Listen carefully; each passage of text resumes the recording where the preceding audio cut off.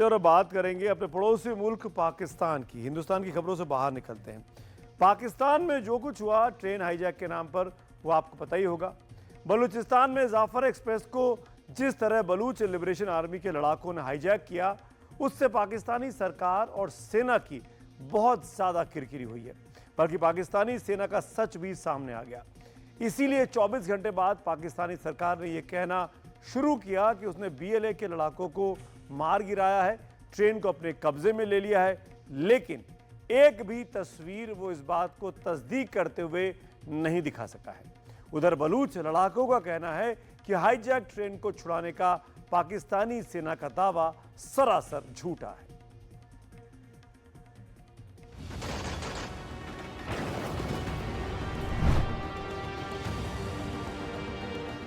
क्या पाकिस्तानी सेना ने बीएलए की हाईजैक की हुई ट्रेन पर कब्जा कर लिया है?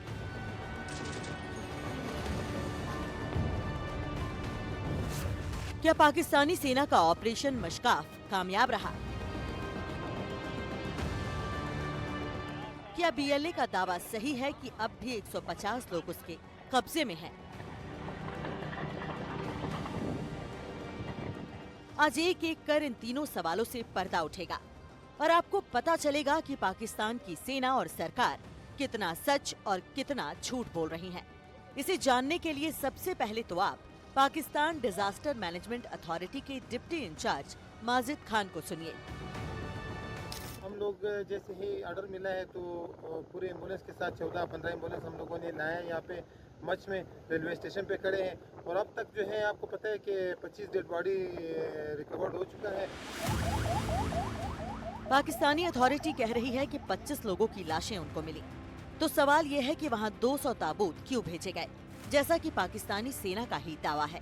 दरअसल पाकिस्तान के लिए मारे गए 200 लोगों की जान की कोई कीमत है ही नहीं। वो तो सिर्फ उन 25 लोगों की दुहाई दे रही है जो सेना या पैरामिलिट्री फोर्स से जुड़े हुए थे और जिनको बलूच लिबरेशन आर्मी के लड़ाकों ने मार गिराया था। एफसी के जवान शहीद हुए ऑपरेशन से पहले। ऑपरेशन के दौरान जिस नज़ाकत के साथ, जिस महारत के साथ, बहादुरी और दलेरी के साथ इन्होंने मुकाबला किया, पाक फौज के जवानों ने, एयरफोर्स ने, एफसी ने इन दहशतगर्दों के साथ, आप देख सकते हैं कि जो सुसाइड जैकेट पहने हुए लोग मौजूद थे और उन्होंने अपने इर्द गिर्द ये यरगमाली बिठाए हुए थे, जो हमारे बड़े बहादुर शहरी हैं, तो उनको बाकायदा महारत के साथ जो है वो जहन्नुम वासिल किया गया। इस एक अदद ट्रेन की थमी रफ्तार ने पाकिस्तानी हुकूमत और पाकिस्तानी आर्मी के थक जाने और थम जाने की गवाही दे दी है। जिस तरह बलूच लिबरेशन आर्मी ने जाफर एक्सप्रेस को हाईजैक किया, उससे पाकिस्तानी हुकूमत और सेना की काफी किरकिरी हुई। घटना के करीब 30 घंटे बाद अचानक पाकिस्तानी हुकूमत की तरफ से ये बयान आया कि बीएलए के लड़ाकों को मार गिराया गया है और ट्रेन उनके बंधन से मुक्त करा ली गई है। अल्लाह ताला का शुक्र अदा करते हैं कि ऑपरेशन जो बलूचिस्तान में चल रहा था वो अपने मंतकी अंजाम को पहुंचा। अगर पाकिस्तान सरकार के दावे सही हैं, तो सवाल है कि अगर पाकिस्तानी सेना का ऑपरेशन कामयाब रहा तो फिर उसकी कोई तस्वीर सामने क्यों नहीं आई? अगर पाकिस्तानी सेना ने बीएलए के लड़ाकों को मार गिराया तो उनकी कोई तस्वीर क्यों नहीं सामने आई? अगर पाकिस्तानी अथॉरिटी ये कह रही है कि उसने लोगों को रेस्क्यू किया, तो रेस्क्यू कराए गए लोग हैं कौन? उनका कोई बयान कैसे नहीं आया? अगर पाकिस्तानी अथॉरिटी कह रही है कि उसने 25 लाशें बरामद की, तो फिर 200 ताबूत क्यों मंगाए गए? अगर पाकिस्तानी सरकार कह रही है कि ऑपरेशन खत्म हो गया, तो बचाए गए लोगों की संख्या पर पाकिस्तानी सरकार और बलूच सरकार के बयान अलग अलग क्यों हैं? दरअसल पाकिस्तानी अथॉरिटी कह रही है कि उसने 300 से ज्यादा लोगों को बचाया, लेकिन बलूचिस्तान के मुख्यमंत्री सरफराज बुख्ती, जो आईएसआई के बेहद करीबी माने जाते हैं, उनका कहना है कि 58 बंधकों को बचाया गया। मुबारकबाद देना चाहता हूँ अपनी सिक्योरिटी फोर्सेस को, एसएसजी के उन बहादुर जवानों को जिन्होंने आज के दिन, अभी 1 घंटा पहले हम यहाँ तकरीरें जब कर रहे थे, वो अपने सीनों पे गोलियां खा के 68 हमारे जो हॉस्टेजेस थे उनको रेस्क्यू किया उन्होंने। एक जवान हमारा जख्मी है, अल्लाह उसको शिफा दे, लेकिन उन शेर के बच्चों को मैं खराज अकीदत पेश करता हूँ तमाम बलूचिस्तान के लोगों की तरफ कि ऐसे एनवायरनमेंट में जब एक ट्रेन के डब्बे में आपने हॉस्टेज रखे हो और उसमें आप हॉस्टेजेस को बचाएं और टेररिस्ट को मारें, तो उन्होंने तमाम टेररिस्ट को जहन्नुम वसल किया। पाकिस्तानी सेना ने जिन्हें बचाया उनकी कोई तस्वीर तो सामने नहीं आई, लेकिन मंगलवार को जिन लोगों की जान उस ट्रेन हाईजैक में बच गई थी, या कहें कि जिन्हें बीएलए के लड़ाकों ने छोड़ दिया था, उन्होंने क्या देखा था, उनको सुनिए। अगर हम इधर ही रहे तो इन्होंने ये हो सकता है ये बोकी उड़ा दिए बम मार के कुछ ऐसा। फिर हमने दरवाज़ा खोला, दरवाज़ा खोल के हम उधर से बाहर निकले।